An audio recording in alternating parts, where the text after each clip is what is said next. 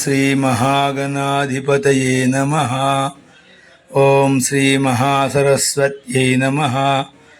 ఓం శ్రీ లక్ష్మీ నృసింహస్వామినే నమః. ఓం శ్రీ గురుభ్యో నమః. హరి ఓం. కర్కాటక రాశి 2024 నుండి 25 వరకు గల ఫలితాలు. కర్కాటక రాశి లోపల పునర్వసు 4వ పాదము, పుష్యమి 1, 2, 3, 4 పాదాలు, ఆశ్లేష 1, 2, 3, 4 పాదాలు ఉంటాయి. 4వ పాదము పునర్వసు హి అనే అక్షరము, తర్వాత పుష్యమి హూ హే హోడా, ఆశ్లేష డి డు డే డో అనే అక్షరాలు ఉంటాయి. వీరికి ఆదాయము 14, వ్యయము 2, రాజపూజ్యము 6, అగౌరవము 6 ఉంటుంది.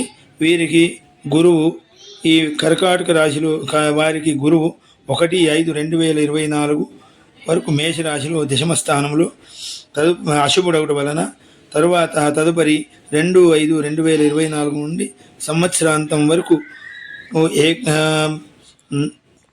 ఏకాదశ స్థానం లోపల గురువు శుభుడవడం వలన వీరికి ముందుగా అశుభ ఫలితాలు ఏమనగా ధాన్య నష్టము, ధన నష్టము, వృధా భ్రమణము, బంధుజనుల దూషించుట మొదలగు ఫలితాలు కలుగుతాయి.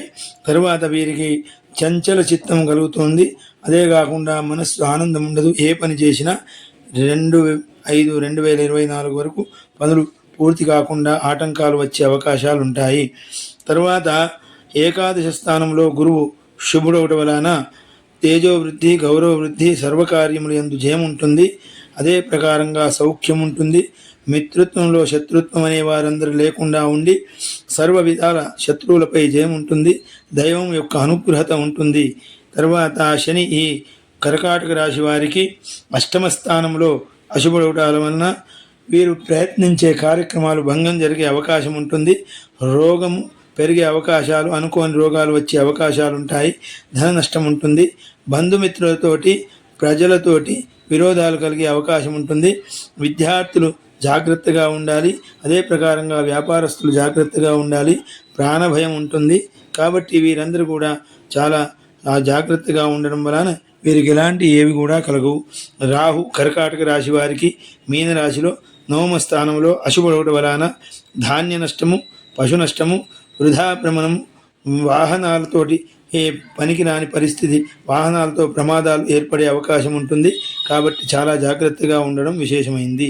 కేతువు ఈ రాశి వారికి కన్యా రాశిలో 3వ స్థానంలో శుభుడవడం వలన ఆలోచన శక్తి పెరిగే అవకాశం ఉంటుంది. తర్వాత శరీర బలం ఉంటుంది. కీర్తి వృద్ధి ఉంటుంది.